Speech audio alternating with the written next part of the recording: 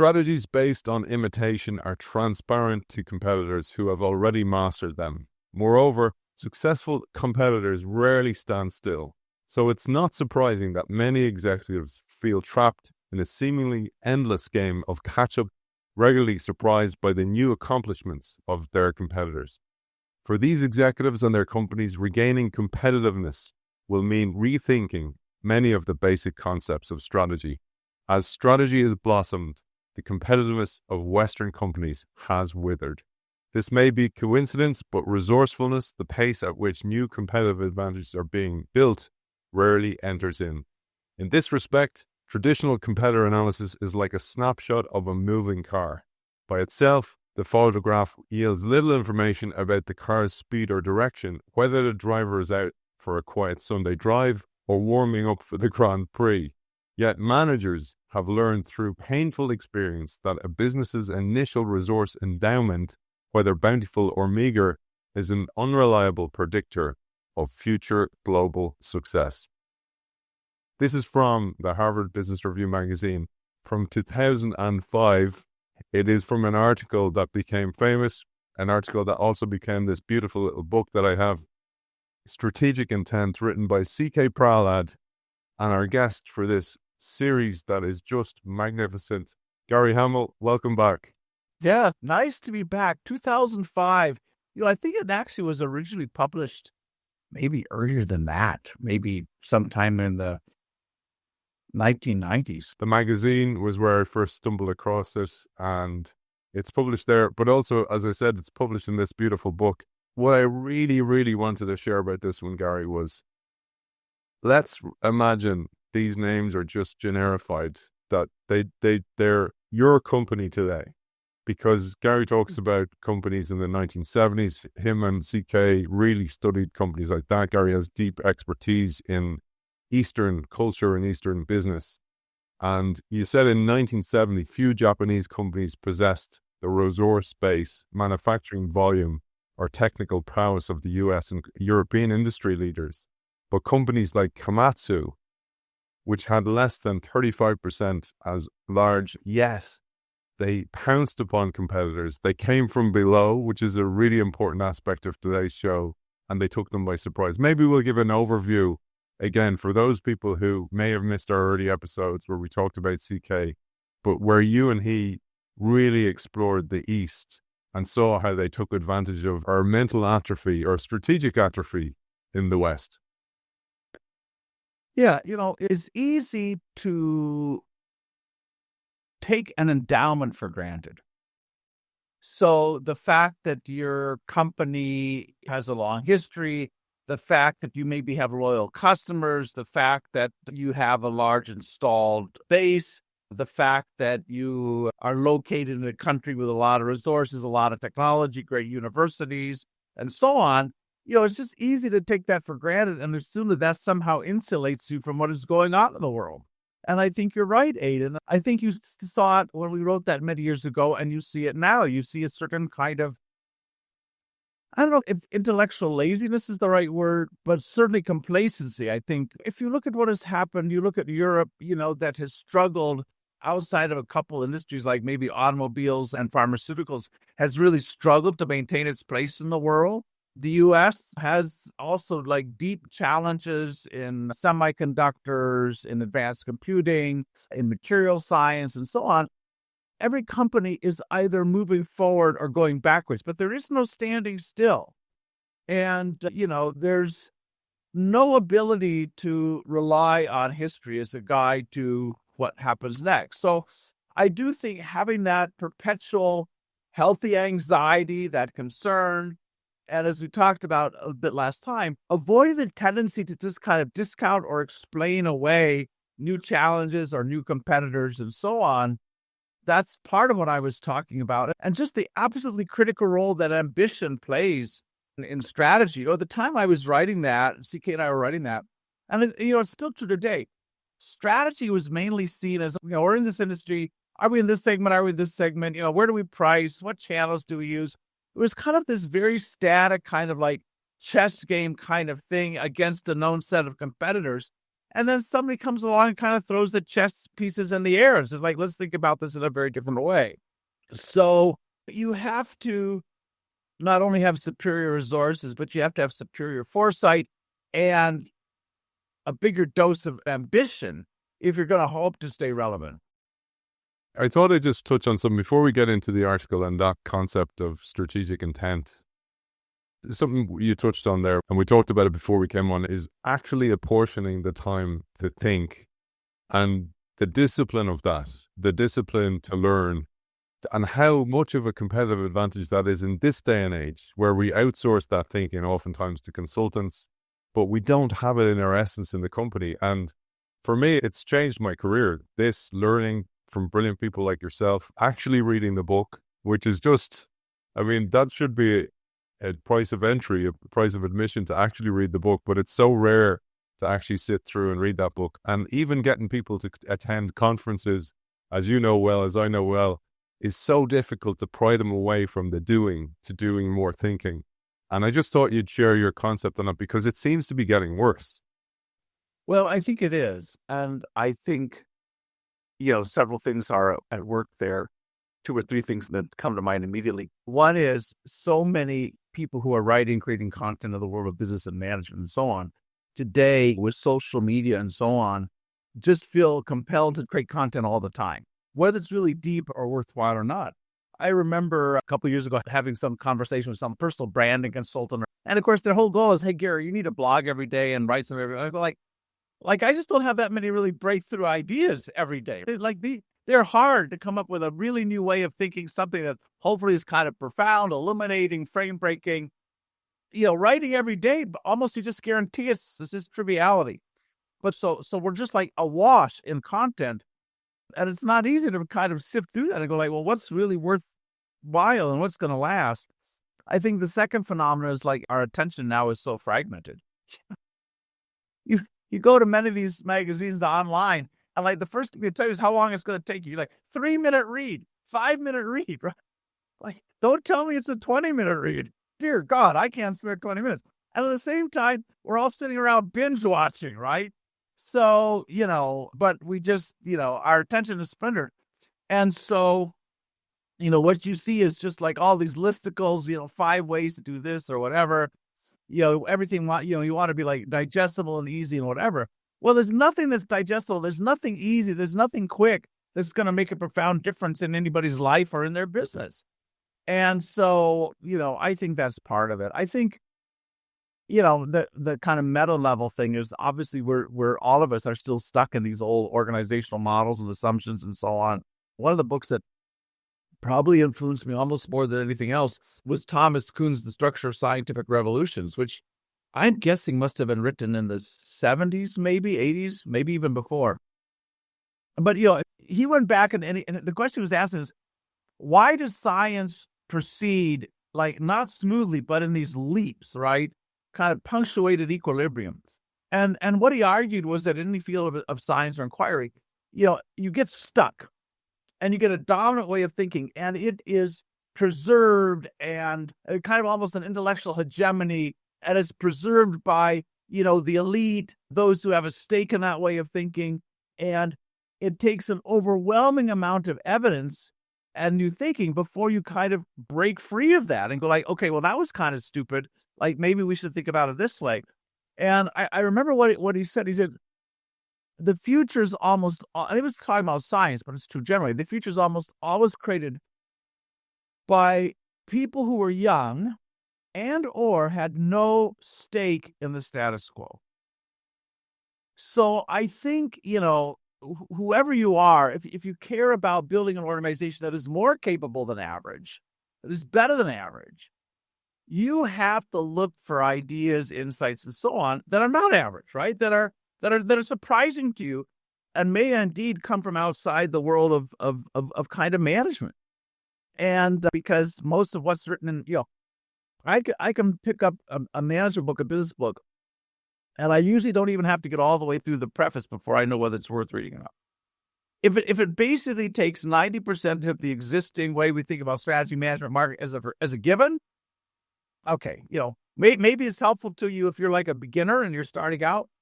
been around a while, been inside organizations for a while, you really have to make a concerted effort to look for things that are kind of outside the norm. And sometimes those things will be stupid, right? And you go like, well, that was wacky. The highest compliment I ever get is when somebody reads something I wrote and say, Gary, this was like completely illuminating and unexpected, but completely logical. That's what you're going for. So I think, some of the people we've talked to through our interviews, like Bill Gore, who started W. Gore, or Zhang Newman at Hire, these people were deep students of management thinking, right? And, if you start to think about management, really this very important social technology, we'll come back to this, you really want to understand what we take for granted, what is the state of the art, what's out on the bleeding edge. I would guess that most people in management and business, they don't read one management book, business book a year. Like, what the heck? Like, how do you stay up to speed? When I first met Zhang Newman, when I was in his office in Qingdao, he had a giant wall filled with every management book that I could imagine, like a century's worth. And he could quote it, and he knew it. So, yeah, we have to avoid this tendency to be lazy and to be content with the incremental and the trivial, and just take the time to look for the deeper truths.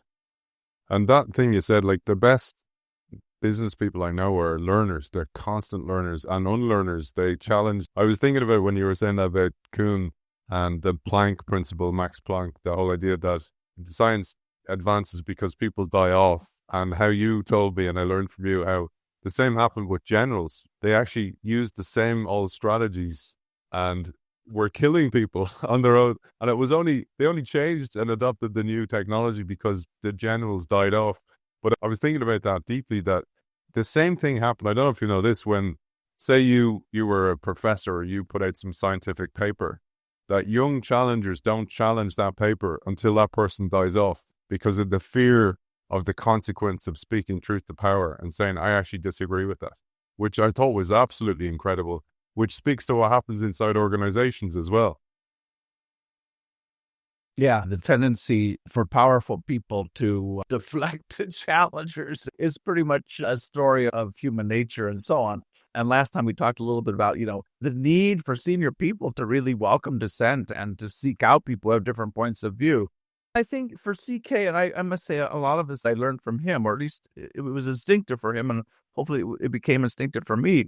CK was born in India, an influential family, but outside of the Western world, the world of business and so on, did his PhD at Harvard. I started out in my undergraduate career at a very small college, and I think both of us kind of felt like outsiders, right? It wasn't the usual, I used to describe this, and this is not the way I would describe it anymore. It's probably slightly mean to say it, but I used to talk about the Harvard McKinsey kind of axis, right? And, the people who had come up through those systems and in those institutions and were venerated for their wisdom and so on. And yet, they were all drinking the same bathwater. They all had more or less the same way of thinking about things. And I think CK and I both really challenged ourselves to take an outsider's view, or maybe you call it a beginner's mind view. And in any conversation, the question we've asked, like, okay, what are people not talking about and why? What are the assumptions that everybody has that maybe are worth challenging? Or like, how does all of this reinforce the self-interest of the people we're talking to, right? And those, you just train your mind to ask those questions. What are people talking about? What are the assumptions they haven't challenged? What about this supports their own self-interest? Are there any contrary examples anywhere in the world that might help us think differently about this? Is there a whole nother field of inquiry that has principles that might illuminate this, right? And you train, I think I mentioned sometime before, and it's even more true in the world of AI, that, it's impossible to create value by knowing more. You only create value by knowing different. So kind of training yourself to have that outsider's point of view, and almost by definition, sometimes it will make you like, you'll have some enemies and it'll be seen maybe as, I don't want to say a crank, hopefully not that, but certainly as, that guy's a little bit off on the fringe. But I don't know of any other way to really say something that's new and worthwhile. Otherwise it's an echo chamber. Absolutely. And I love, visual way of thinking through cartooning as well. My version is metaphor. Metaphor helps me stick the content to so it stays with me. And one of the metaphors that came to mind is to do with strategic intent. I started to write an article, as I do, about mostly because I have so much content from great books like this, and then I let it marinate, and then something will happen, and I go, oh, that's that thing in real life. And the great movie director, James Cameron, the guy who brought us movies like The Abyss and Terminator, I read about what happened with him with Terminator. He had this great strategic intent. He had this real ambition about creating this amazing machine, and the technology just wasn't available yet. But he really put a massive challenge to the technologists and tried to push them, but they just weren't able to push far enough. So that was Terminator 1. It was only a $6 million budget. And then he made the movie The Abyss, and the technology had come on. And he made, if anybody remembers this liquid kind of alien, undersea alien. And then Terminator 2 came along, and he was able to do what he wanted for Terminator 1 and Terminator 2 and made a massive box office hit. And I thought about how it's exactly what you talk about in this article, in this book, is the strategic intent drove them, but also they were willing to go as far as the capabilities would bring them, but then build new capabilities. And then there's a shift in the market someplace and they're unlocked. Yeah. Well, that's, I think everybody, somewhere in your life, you need to have this thing in the back of your head, this thought that says, wouldn't it be great if? Something that's ambitious, something that you would like to do. Certainly James Cameron had this vision of what he wanted to communicate, what he wanted to see on the screen, right? But couldn't quite bring it to bear.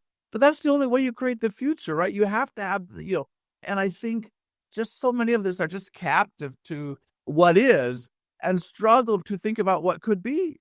When we're told all the time, well, that's like impossible, can't do that, that's not going to work. I mean, I have that experience like literally almost every day where I challenge somebody or some organization, whatever, and like, well, has anybody ever done that? And I'm not sure that's possible. Does the technology allow it?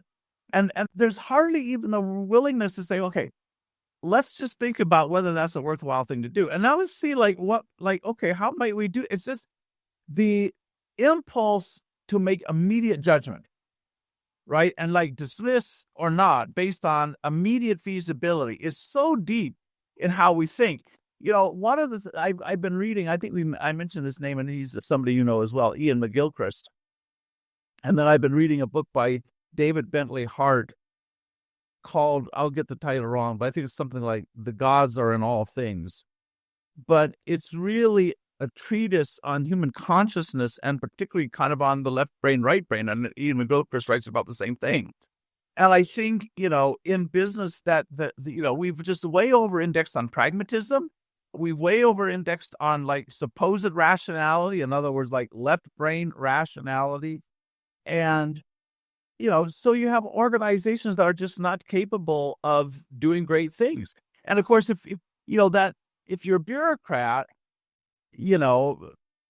bureaucrats are paid to root out unhelpful exceptions, right? Variances that, degrade quality or whatever. Well, the danger is that after a while, every variance looks, every exception looks to you like a threat. And so, as you've seen in public and private sectors, kind of the ratio of bureaucrats to everybody else goes up. There are fewer exceptional ideas or things that like get any oxygen. And so organizations become more mediocre. And so that's very much the spirit of that piece on strategic intent, that you have to work to imagine a what before you have a conversation about the how, and work backwards to then invent the how, right? Rather than just assuming that, when Komatsu, and I used to teach that case, it's an old case, I doubt it's taught anymore, but the case of Komatsu versus Caterpillar. And of course, Caterpillar's a fine company. I think, they're still around and doing great, but Komatsu is also a very strong company and came kind of out of nowhere. But Komatsu had this ambition that was completely unwarranted by size or resources, right? Let's encircle Caterpillar. And of course, they did that by going to the markets where Caterpillar wasn't so strong, where, the markets weren't so big or whatever in developing countries and so on, and built out their strengths, much like Chinese companies have done more recently. But you could just imagine like, Maru, what? Are you insane? So, yeah, that's why, as I probably mentioned, but I'll say it again. Very few organizations are genuinely resource constrained, but many are ambition constrained.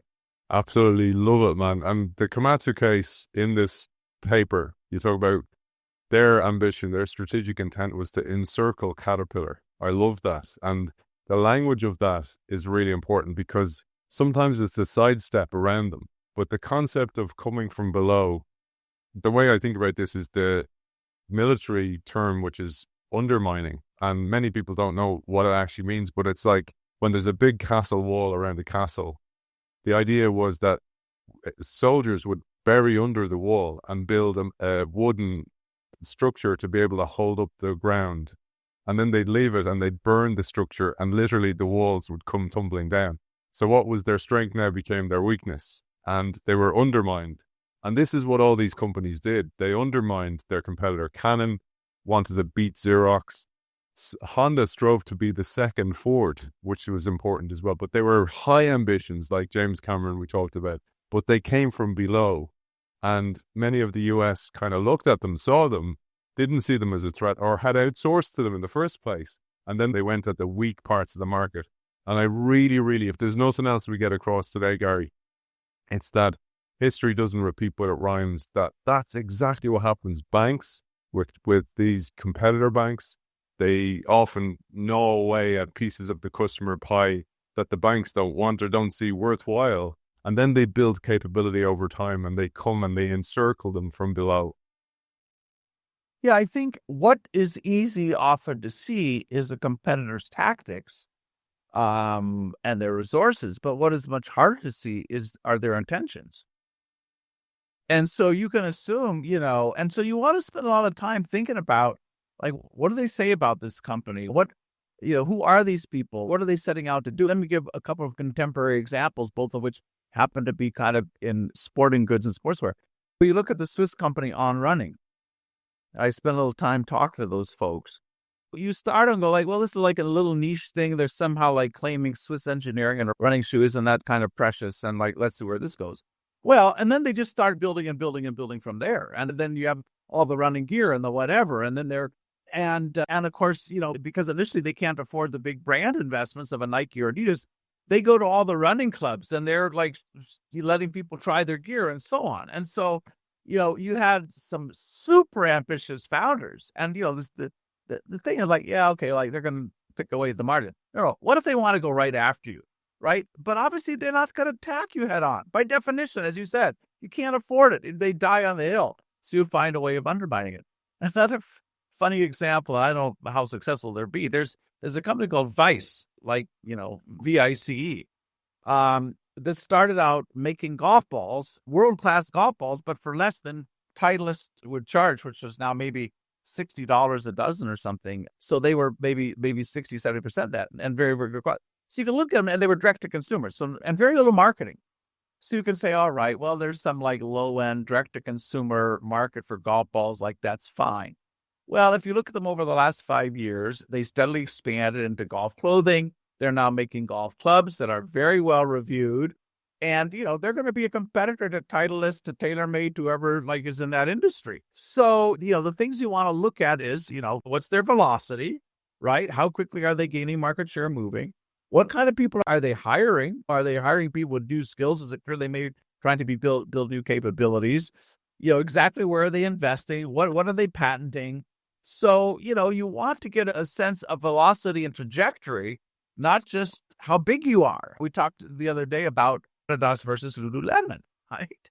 Oh, isn't this yoga thing kind of cute? Some organizations obviously do top out and end up being a niche. Don't think that Mercedes and BMW have to worry particularly about Ferrari, right? That's fine. But they sure as hell needed to worry about Hyundai.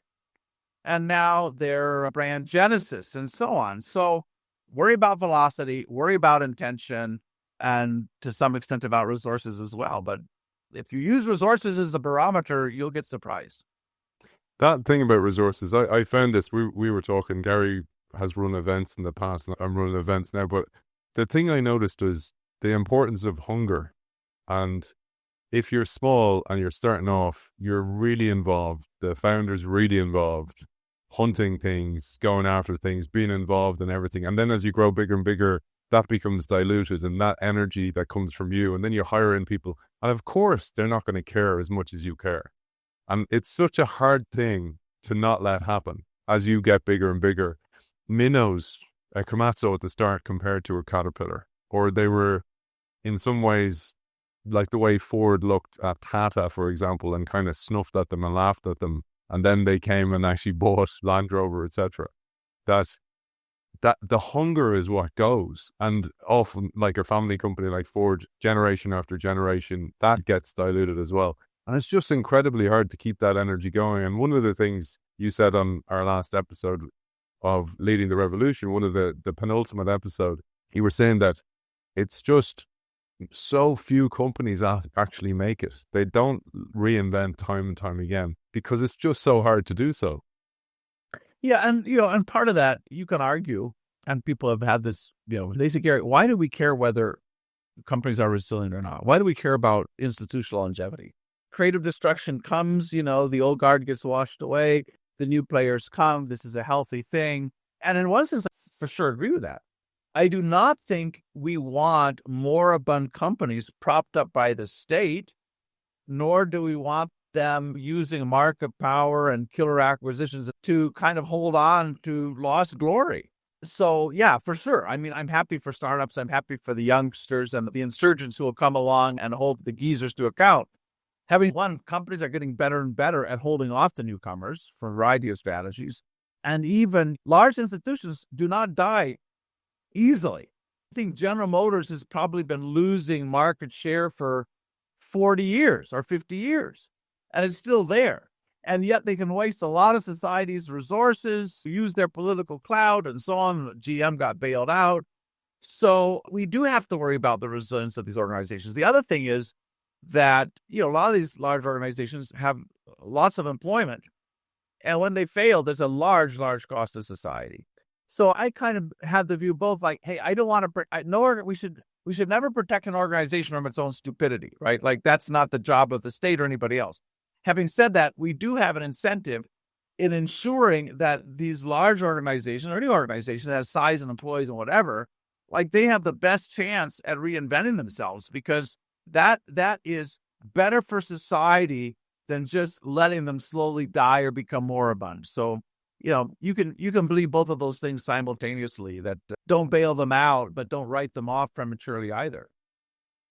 That was such a valuable point that I learned from you, that idea that we need them in countries. We actually need these, and there's a moral obligation on governments to keep them alive, and to also save them from themselves in some case. Places like Ireland, we need that a lot over here.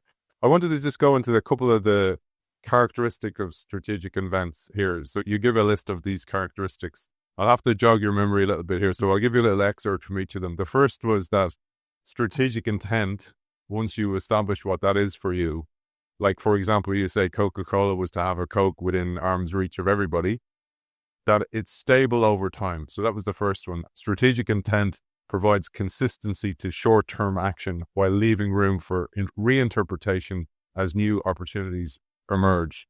At Komatsu, encircling Caterpillar encompassed a succession of medium-term programs aimed at exploiting specific weaknesses in Caterpillar or building particular competitive advantages. When Caterpillar threatened Komatsu in Japan, for example, Komatsu responded by first improving quality, then driving costs down, then cultivating export markets, and then underwriting new product development. There's so much in there that can be learned by organizations for their own version of Komatsu versus Caterpillar. Well, I think one of the things there is being able to look at strategy in maybe three time frames. There's, the next 90 days, what are we going to do? And what do we do differently? Do we make some new acquisitions? Do we re-vector resources in some way? Do we hire new people? There's a kind of year to 3 year time frame, and then there's the maybe 3 year plus. Well, I think in many organizations, it's that 1 to 3 years that is the real focus. So there's no broader, more ambitious goal that is challenge you to reinvent who you are, that is challenge you to re-vector and redirect. And in the short run, they are very tightly wired, very stuck, and can't move and have very little agility. And so I think the way I used to describe this, and I may struggle to describe this for a moment, is if you look at these ambitious companies, they have a lot of clarity around the goal and a lot of flexibility around the means, right? Like gorilla are constantly willing to rethink. Kind of the opposite is into in many organizations, right? You are very vague and have very little clarity around the long-term goal and are very orthodox in the short run. It's like means more of the same. Well, who's going to outmaneuver who in that, in that scenario? And so, there's a general perception today that in a world of so much turbulence, it's impossible to have a longer term goal. I think that's completely wrong. I mean, obviously the goal cannot be overly specific, right? When I think about Roche and whether this goal will survive over time, I don't know. But, their goal of creating 3 times the patient impact at half the cost, which requires you to think very differently about everything in your organization. In most organizations, no one has the courage to set that kind of a goal. Because, the question everybody asks you is like, how? Is it worthwhile? Like, wouldn't that be fantastic? What do you find in all these organizations? You work backwards from the future, not forward from the present. You work backwards from the future. And then you ask, all right, if that was our goal, what is a potential path? Or what are those intermediate goals? I just think in most organizations, complete lack of clarity, ambition in the long term, hell of a lot of orthodoxy and incrementalism in the short term. That's a definition for slow death and stasis. But the reason I think we've got there is that a lot of executives lack the courage, maybe the imagination, but lack the courage to stake their colors to the wall and say, we're going to try to do something bold, and it may take a while and it may not work. But you surrender the future to people who have more ambition and more agility. And to link it back to what we talked about, so few leaders, certainly I've worked with, are learners. Until you learn, you don't know the value of that learning because it literally makes you think differently or rewires your brain differently. It's like different lenses to see the same thing as somebody else and see it totally different. And I think that is one of the reasons I started doing the show, was to learn more and to learn with witnesses. That's kind of the way I think about the show. But the value of that for a leader, because then that makes you think bigger and have a bigger strategic intent. And then combined with the next one, which is strategic intent sets a target that deserves personal effort and commitment. And the way you frame this one is, ask the CEOs of many American corporations how they measure their contributions to their company's success, and you're likely to get an answer expressed in terms of shareholder wealth. In a company that possesses a strategic intent, however, top management is more likely to talk in terms of global market leadership. Market share leadership typically yields shareholder wealth, to be sure, but the two goals do not have the same motivational impact, especially on people down the organization. They're not going to wake up and go, today is going to be the day I'm going to improve shareholder wealth. But if it's something like, for example, you say, let's beat Mercedes-Benz as a Japanese auto producer, that's strategic intent. Yeah, and a strategic intent, it doesn't have to be focused on a competitor. I think those are some of the examples we use. It can be focused on bringing a particular benefit to market or solving particular problems.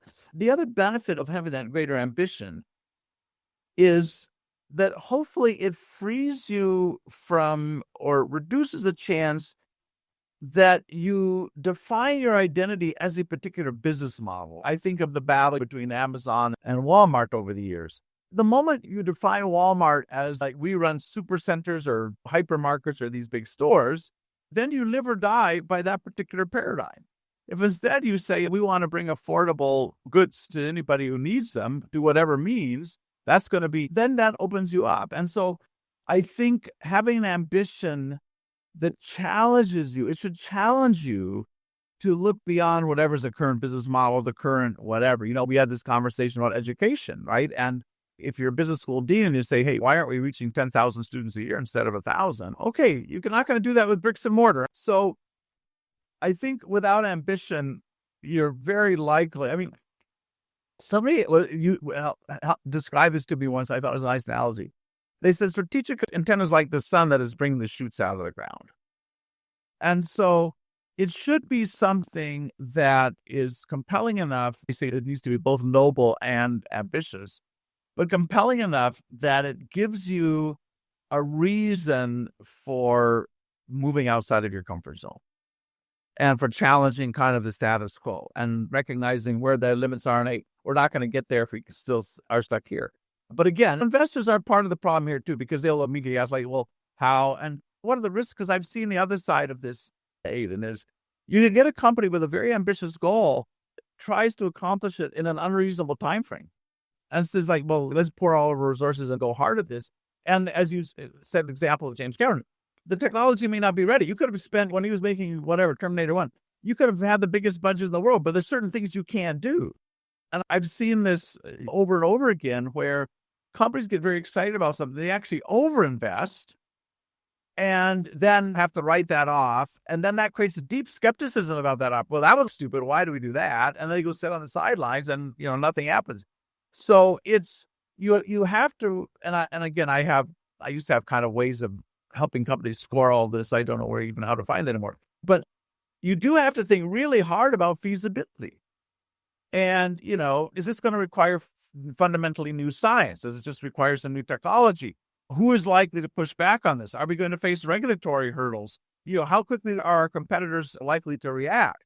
How much investment will this require? How can we offload that? I mean, there's a whole set of questions you have to go through. So you pace it, right? You want a lot of ambition, but you also don't want your spending to get ahead of what's possible or what you actually know, because that's called risk and failure. So it's a combination of audacity and prudence at the same time, which is, often one predominates at the expense of the other, which is not good. And just for anybody wondering where to find that, you can find that in Competing for the Future. So there's a load of tools in there as well, and in Leading the Revolution. So you can go back and you can get those books still. So no excuse, they're out there and still as valuable as ever. I want to just move on to a couple of the other things. One of the huge things is, and this is where the education comes in, is that yes, even if you're an MBA or you have a PhD, sometimes you don't know the difference between strategic planning and strategic intent. So many companies I've worked in, that there was a bias towards action. And what many people saw as strategy was just being given a to-do list and a goal, a smart goal that it has to be done by a certain time. And that was the strategy. There was no magnetic gravitational pull to a bigger mission. And that is so rare in so many companies. So many people listen to the show. Yeah, my company doesn't have that. All this makes such a difference to what your purpose is and how you show up in the world. But we should talk a little bit about where this intent comes from, because, in some cases it just may come from a brilliant CEO. That's like great. I mean, I don't know who is leading Komatsu and where that came from, but often, that's not the case. So, when we've tried to help organizations create this, we do it with an open strategy process where we're getting hundreds of people together, generating thousands of potential strategic ideas, and then looking across those for the themes and the threads. And often the intent kind of emerges out of that almost by accident. You go like, wow, if we took all of this seriously, or if we moved in this direction, what does the future look like for us? Who are we becoming? And then that will get crystallized in a kind of a simple, provocative way. So in a way, I don't think it's largely a wordsmithing exercise. It's not like, hey, let's take the senior team to an offsite and come back with a strategic intent in the day. It has to come out of a lot of deep thinking about what's changing in the world. What do we want to be able to say about ourselves? How high is what's an ambition that would justify the work that we're going to put into this organization, the lives of our people that are being spent in this organization? What would justify that? So when we've worked to create this, it's a much more extended conversation built out of a lot of data. What's going on in the world? What are our capabilities? What can we do next? But all the time saying like, how big could this be? How high is that? I remember talking to a very famous venture capitalist, Steve Jurvetson, who funded Hamel and a bunch of other stuff. And he said, I never look at a business plan. I never, because they're all bullshit anyway. The only question I want to ask somebody is like, how high is that? How big can this thing go? Paint me that picture and tell me that story and tell me broadly how you're going to get there. But again, not a conversation that we have in most organizations. It's just not. And there's never a conversation about the kind of 10x goal, right? And incrementalism prevails, and people are bored at work and intellectually turned off, and you get surprised by the future. Again, it's not that this work is so hard that it's hard to come up with an ambition, but it's just like we are so caught up in pragmatism and rationality and short-termism that even the conversations don't occur. The way you put it, it was brilliant that a strategy is created in conjunction with some consultants with just the few anointed ones. And then, like Moses and the tablets, they come down, they go, here, do this. Essentially, there's a speaker, we're brought in maybe to speak at these events. There's nice pastries and tea and everybody's happy. And then they're not happy because they have to execute this strategy. And you say in this Silicon Valley approach to innovation, the only role for top managers is to retrofit their corporate strategy to the entrepreneurial successes that emerge from below. And here the value added of top management is low indeed. That is such a key thing. And this is the important thing, and this is the James Cameron thing again. Strategic intent implies a sizable stretch for an organization. Current capabilities and resources will not suffice. And this forces the organization to be more inventive, to make the most of limited resources, whereas the traditional view of strategy focuses on the degree of fit between existing resources and current opportunities. Strategic intent creates an extreme misfit between resources and ambitions, and top management then challenges the organization to close the gap by systemically building new advantages. And once again, I thought back to some of our previous episodes, how the US struggled in Vietnam, that whole idea of the bridges below the water, that was driven by necessity. Yeah, I think once you have an ambition, then you start to say, okay, what are the big challenges we're going to have? And that can be appealing to a new sort of customer. It could be a technical challenge. And then you put that challenge out to the whole organization. Like, this is what we're up to. Like, what are the ideas and how are we going to do this? Back to Roche for a moment, in their planning processes, at least the way it worked when it was described to me, they will every year, against this broader goal of kind of reinventing the farm industry and so on, they identified 2 or 3 really key challenges every year. And it's not like, okay, we're going to give you an implementation plan. They ask dozens of countries around the world, dozens of their product groups, hey, if we really want to make progress, tell us what you're going to do in the next 90 days. I just want to know 90 days, what do we need to do to make progress on this? So it's a long-term aspiration with a lot of very short-term, high-velocity steps. But that intermediate kind of planning thing of the year to 3-year horizon, in some of these organizations, that doesn't even exist anymore. This doesn't create any value. It's basically a budgeting exercise. So, yeah, I mean, again, I'm sometimes a little pessimistic. I wrote that a long time ago. I think it won the McKinsey Prize, an article for the best article of the year, put in a little book. But if you say today, how many organizations have a genuine aspiration widely understood that goes beyond the next 24 months, I don't think it'd be a big number. I can be pessimistic too on this because it's one of the reasons I do the show is to try and make it into a different media for people to be able to absorb in a different way. Maybe they're driving in traffic and they can't read. They have young kids, whatever. Maybe sandwich generation have to mind their parents or their grandparents. But there's so much wisdom in these books. And if you just put it into action, you're going to be so far of competitors. There's a couple of things you say here. So once you have your strategic intent, you got to, as you just said there, create a sense of urgency or a quasi-crisis. The second thing is develop a competitor focus at every level through widespread use of market or competitive intelligence. The next is provide employees with the skills they need to work effectively, which is rarely done. Give the organization time to digest one challenge before launching another, and establish clear milestones and review mechanisms to track progress and ensure that internal recognition and rewards reinforce desired behavior. One of the ones, pick on any you wish there, Gary, but the idea that give the organization time to digest one challenge before launching another, that's a key one because people have change fatigue, or maybe it's implementation fatigue of too many things at once. Yeah, I think there's a temptation always, just as people are reluctant to set a goal that lies outside the range of planning, right? A goal that you cannot lay it all out. And so there's a reluctance to ever do those more ambitious, longer term things. There's also reluctance to give a challenge to the organization without already telling them exactly what's going to be required to get there, right? And here's the means, and here's how we're going to hold you accountable, and here's the 23 KPIs we're going to look at. And so, if you tried to overspecify the how initially, you close off a lot of innovation. People have come up with more creative ideas for how we might get from here to there.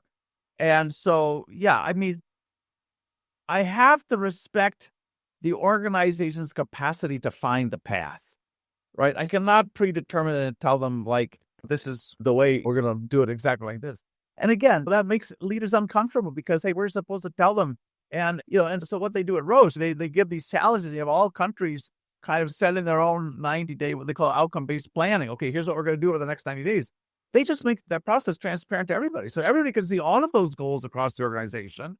And then they work hard to connect those teams together. Like, hey, you work on this exactly. How do we share expertise and so on? Or I look at my goals and say, those over there make more sense to me. That's more likely to help us make progress. Maybe we should be doing that. So you will get the consistency over time and you'll get the coherence without having to predetermine all the means. But that's the instinct. Like, let's tell people exactly how to do this. And that's the enemy of learning improvisation. I just want to remind people again, it's hard to read the label when you're inside the jar. So this could be you, and see that through these examples that Gary gives. So there's great examples in this small paper, and I'll share the link to that paper as well for people who want to read it.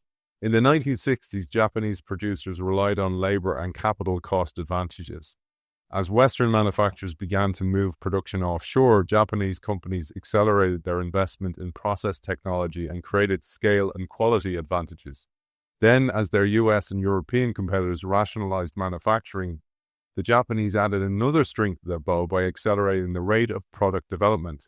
Then they built global brands. Then they de-skilled competitors through alliances and outsourcing deals. And the moral?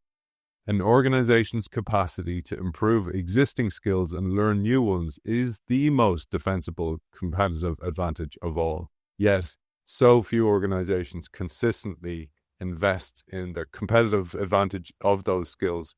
And how poignant, how relevant is that for what we're seeing today?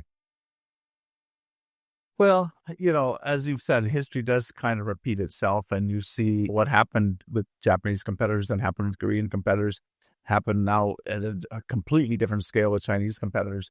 And some of this is just inevitable. The world moves up, and you have countries that had, for historical reasons, huge advantage. Right? There's a time when, Britain and Germany dominated the industrial world and the United States and so on. So, that's not necessarily a bad thing. But if you're a particular institution and you want to maintain your relevance, yeah, I think asking, where are we going to be absolutely world class? And being clear, we're not going to surrender that. We're not going to outsource it. We're not going to, this is where we have to be world class. But also asking, what's the next layer of advantage that we build? So that was the success of Japanese companies, just layer after layer after layer, rather than saying, and getting stuck at some point. It was like, okay, what is the next advantage? And of course, eventually a lot of those companies did get stuck, and they surrendered the future. But yeah, I mean, I think Elon Musk put it well. He said, the ultimate source of competitive advantage is the pace of innovation. And that's not innovation just in product terms. It's innovation in, every capability, every competence, every part of your business.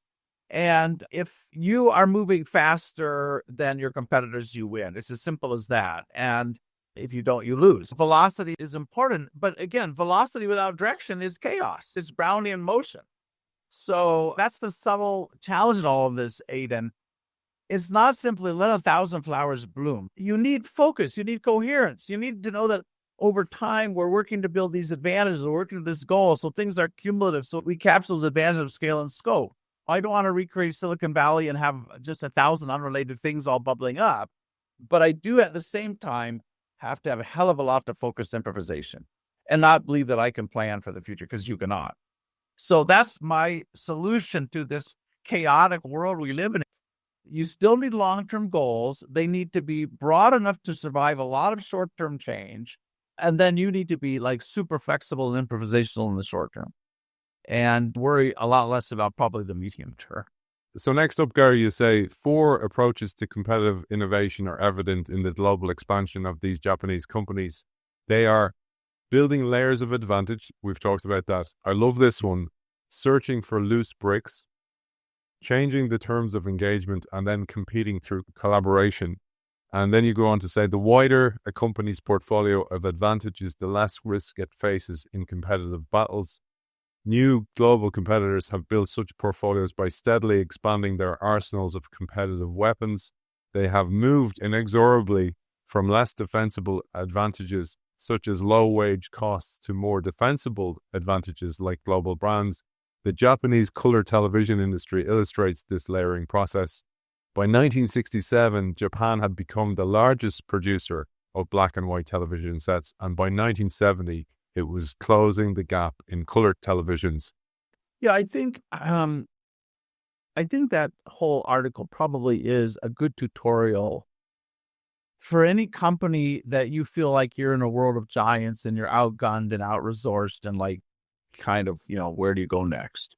So it is definitely having that ambition to start with. It is using, parlaying one advantage into another and not getting stuck at one layer and saying like, well, we've got to rely on others. We're never going to get any better here. I think the loose brick idea is, where are these guys vulnerable? Where are they paying attention? Maybe a market or customer group, something else. For Adidas and Nike, it was women and so on that they hadn't paid enough attention to. So where are they vulnerable? And I wrote a doctoral thesis on alliances and what you might call competitive collaboration. So, you outsource, you work with that. Wonderful example of that was Microsoft, convincing IBM to put the Microsoft OS, Windows inside of, and IBM had this massive global presence. Microsoft is a tiny little company. And now you've like inserted your genome in this big beast and it's like spreading it all over the world. And then ultimately, Microsoft parts the company. So, being very clever about how you leverage the resources and the strengths of those that are larger than you. It's interesting. I'll get the data maybe a little bit wrong because I don't have it right in front of me. But literally over just like the last 5 or 6 years, now about a third of the molecules that big pharma companies are licensing in for new drugs are coming out of China. So you start to think again, what's the velocity? How do you go in space of 3 or 4 years from really having almost nothing to now a third of these new molecules are coming out of small Chinese biotech companies? What do I need to be thinking about there? So, think about how you, rather than being afraid of these organizations, much bigger, more resources, like how do you leverage them? How do you use their size, right? How do you partner with them, but never give up on your own independent kind of aspirations and ambitions? I can't remember what the fourth thing that was there on this list. But it's that's what really being strategic means. Being ambitious, continuing to build layer after layer, looking for vulnerabilities, leveraging the size of those around you. And we reduce kind of strategy to this like annual, completely antiseptic budgeting exercise. I've said before, like strategic planning is an oxymoron. Like there's no such thing. There's planning and there's strategizing. They have like literally nothing to do with each other, except at some point strategies have to be translated into action. But even there, it's less about having strategies to elaborate plans and having strategies put into kind of a lot of short-term improvisation and high-velocity projects. We took a very powerful idea, strategy, and we reduced it to like a completely anodyne process of almost no value at all. If people listening find any of this interesting, the other thing they should read, which is worthwhile, is an HBO article I wrote a long time ago called Strategies Revolution. It basically makes the argument that core strategy is an innovation problem. It is, and it's not a planning problem. It's not a positioning problem. It's not an alignment problem. It's an innovation problem. And I think they maybe gain a few insights from that. We have another episode. We'll have to cover that, man, as well. But it's been an absolute pleasure. Really highly recommend that tiny little book. It's only, there's 90 pages, tiny little pages in it. So you'll fly through it. But don't fly through it. Take a week on it and treat it like you would treat another book. And then listen here as well. I love the color you add to this, and it's such a privilege to go through this with you and learn from you, and updated versions, the Roche, etc. All these examples. It's an absolute pleasure. Gary, for people who want to find you, I'll link to that article and to the other article. Where is the best place? Happy to answer questions. If people want to email me at gary@garyhamel.com. You can find me on LinkedIn easily enough, and always happy to engage there. On X, Prof. Hamel, if you want to follow me, and the website, garyhamel.com. So always happy to engage. Author of Strategic Intent, along with his friend CK Prahalad, may he rest in peace. Gary Hamel, thank you for joining us. Thank you, Aidan.